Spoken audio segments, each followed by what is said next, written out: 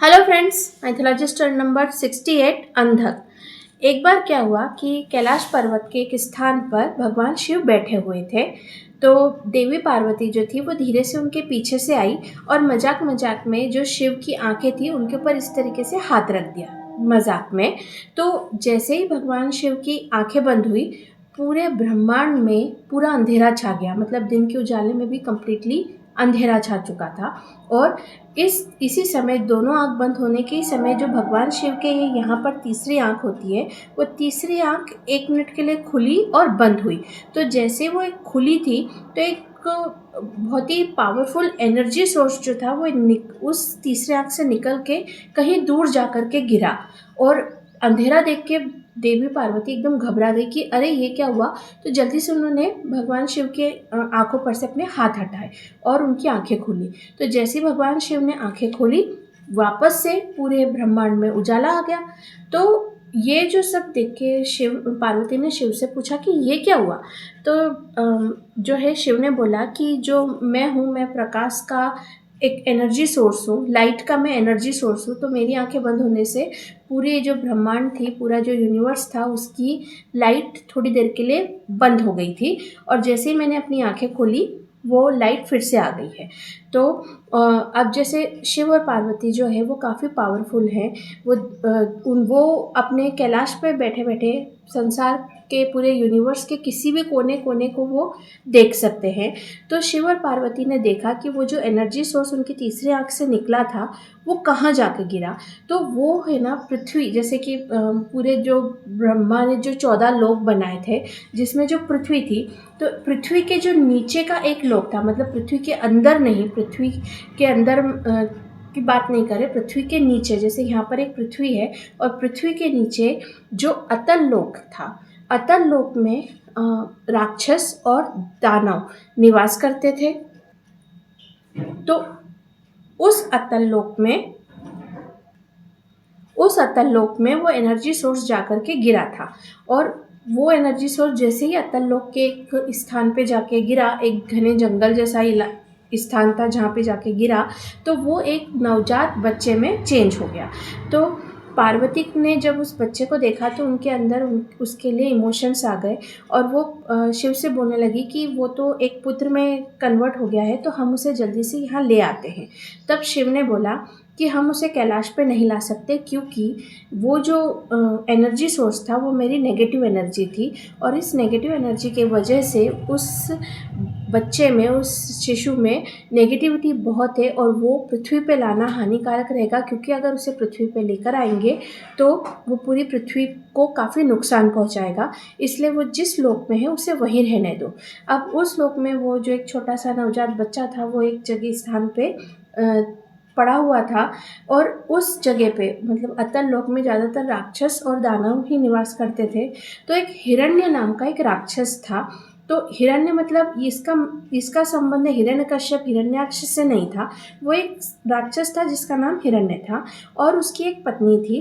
तो ये दोनों काफ़ी बूढ़े हो चुके थे, लेकिन इनके पास कोई भी बच्चे नहीं थे। और इन दोनों पति पत्नी के मन में बच्चे की बहुत इच्छा थी कि काश उनका भी एक बच्चा होता। तो वो हिरण्य जो था, वो राक्षस, वो उस स्थान से गुजर रहा था।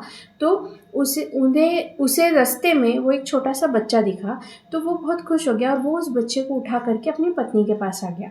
अब वो दोनों जो पति पत्नी थे उनको एक बच्चा मिल चुका था और वो जो बच्चा था वो अंधा था। उन्होंने नोटिस किया कि ये अंधा है, तो उन दोनों ने उसका नाम अंधक रख दिया।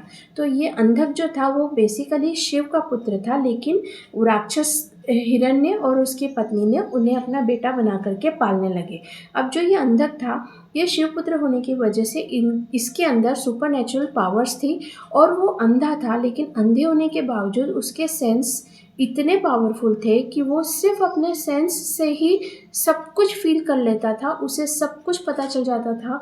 किसी भी चीज़ में वो अपने अंधे होने की वजह से पीछे नहीं रह पाता था। उसे किसी भी मदद की ज़रूरत नहीं पड़ती थी। वो अंधा होकर भी सब कुछ ईज़िली मैनेज कर सकता था। जब वो 3-4 साल का हुआ तो बहुत बुज़ुर्ग होने की वजह से उस राक्षस की जो पत्नी थी वो उसकी मृत्यु हो गई और अब वो जो राक्षस था वो अकेले ही अंधक की परवरिश कर रहा था। धीरे-धीरे वो अंधक जो था वो यंग एज का हो चुका था और यंग एज के होने के साथ ही वो जो उसका पिता था हिरण्य, वो भी काफ़ी बुज़ुर्ग होने के साथ-साथ उसकी भी मृत्यु हो गई थी। अब जो था वो अंधक वो बिल्कुल अकेला हो गया था, उसके मम्मी-पापा थे नहीं और उसके अंदर सुपरनैचुरल पावर थी और सबसे मोस्ट इम्पॉर्टेंट थिंग कि उसके अंदर नेगेटिविटी थी। तो उस नेगेटिविटी की वजह से उसे दूसरों को परेशान करना, दूसरों को टॉर्चर करने में बहुत मज़ा आता था।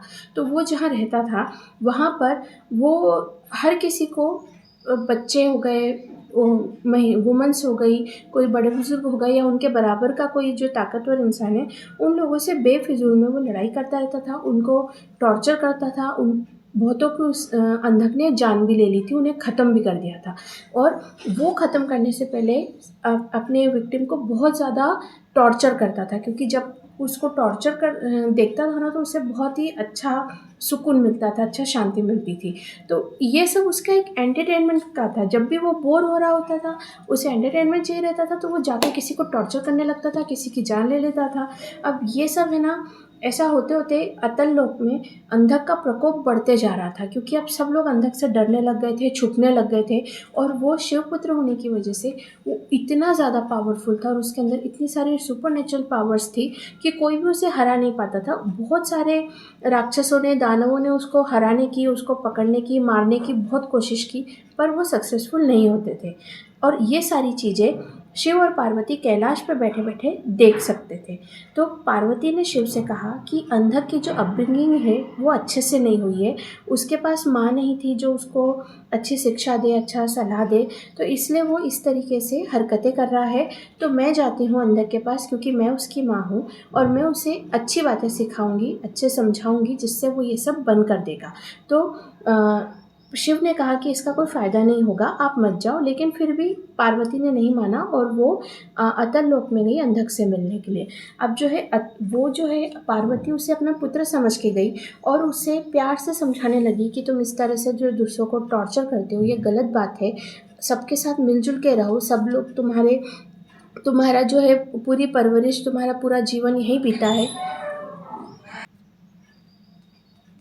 ये सारी बातें पार्वती अंधक को समझाने लगी, लेकिन अंधक जो था उसके मन में पार्वती को ही वो पसंद करने लगा, वो पार्वती को ही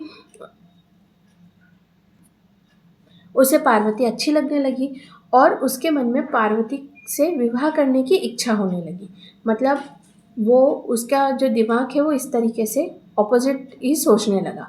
तो उसे समझा के जब पार्वती कैलाश पर्वत पे वापस आ गई, लेकिन अंधक के दिमाग में तो कुछ और ही चलने लगा। वो तो सोचने लगा कि वो पार्वती से विवाह करेगा और उससे पार्वती से विवाह करने के लिए अंधक ने दिमाग में सोचा कि मैं जाकर के भगवान शिव को मार दूँगा और भगवान शिव के मरने के बाद जब पार्वती अकेली हो जाएगी तो मैं उससे विवाह कर लूँगा।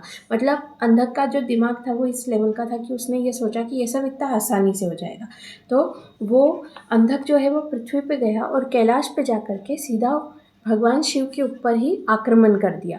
मतलब तो भगवान शिव तो जानते थे कि ऐसा कुछ होने वाला है, इसलिए भगवान शिव ने क्या किया, अपने त्रिशूल उसके पेट में गड़ाया और उसे इस तरीके से ऊपर त्रिशूल को खड़ा कर दिया।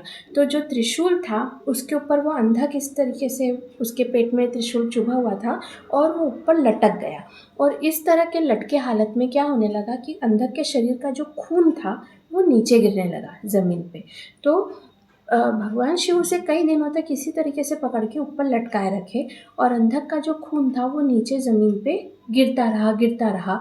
तो जो अंधक के शरीर का जो नेगेटिव खून था, जो जिसके अंदर जो बोलते हैं ना गलत फीलिंग्स थी, वो सारा खून ज़मीन पे गिरते जा रहा था और नेगेटिव खून के ख़त्म होने के साथ-साथ अंधक के शरीर में एक पॉज़िटिव एनर्जी आती जा रही थी क्योंकि उसके शरीर में शिव का त्रिशूल चुभा हुआ था। तो शिव की जो पॉज़िटिविटी थी और उस त्रिशूल के माध्यम से अंधक के अंदर जाती जा रही थी और जो नीचे बूँद-बूँद उसका खून टपक रहा था उससे उसकी नेगेटिविटी नीचे गिरती जा रही थी। तो ऐसा करते-करते एक टाइम ऐसा आया कि अब अंधक के शरीर में कोई भी नेगेटिविटी नहीं थी, कंप्लीटली पॉज़िटिविटी आ चुकी थी और इस जैसे ये हो गया तो शिव ने उसे वापस से उसके पेट से त्रिशूल निकाल लिया। यहाँ पर अंधक की मृत्यु नहीं हुई थी, अंधक जीवित था, क्योंकि शिव को उसकी मृत्यु देनी भी नहीं थी, क्योंकि अंधक जो है उसके अंदर की सिर्फ नेगेटिविटी निकालनी थी। फाइनली जब जैसे ही अंधक के अंदर की सारी नेगेटिविटी निकल गई तो एक अंधक एक साधारण मनुष्य बन चुका था। उसके अंदर की सारी सुपरनेचुरल पावर, सारी जो बहुत ज़रूरत से ज़्यादा जो ताकत थी वो सब कुछ ख़त्म हो गई थी। उसके माइंड में जितनी नेगेटिविटी भरी थी वो सब कुछ ख़त्म हो चुकी थी और अंधक एक मामूली सा इंसान बन चुका था। और जैसे वो मामूली सा इंसान बना, शिव ने अपनी शक्ति से जो उसके आँखों की जो रोशनी थी, जो देखने की क्षमता थी, वो उसे वापस लौटा दी और अब वो जो अंधक था वो अंधा नहीं था, वो अपनी आँखों से बराबर देख सकता था। फिर शिव ने कहा कि तुम्हारे अंदर की सारी नेगेटिविटी अब का मैं ख़त्म कर चुका हूँ। अब जो है तुम इस पृथ्वी पे रहने के लायक हो और अब तुम पृथ्वी पे निवास करो और शांतिपूर्ण अपना जीवन जियो। तो जैसे नेगेटिविटी ख़त्म होने के साथ ही अंधक जो है वो एकदम नॉर्मल हो चुका था और उसने शिव और पार्वती को प्रणाम किया, उनका आशीर्वाद लिया और फिर कैलाश से बाहर निकल करके घने वन में जा कर के वहाँ अपना निवास करने लगा। समय के साथ में उसने अपने रहने के लिए घर बनाया, उसने कई सारे लोग मनुष्यों के साथ दोस्ती की, उन्होंने एक कम्युनिटी बनाई और साथ ही अंधक ने विवाह किया। विवाह के बाद उनके और बच्चे हुए और उनके बच्चों के भी बच्चे हुए। इस प्रकार से एक अंधक की एक ब्लड लाइन भी पृथ्वी पे चलने लगी। तो आज का वीडियो हम यहीं एंड करते हैं, मिलते हैं नेक्स्ट वीडियो में। Okay bye.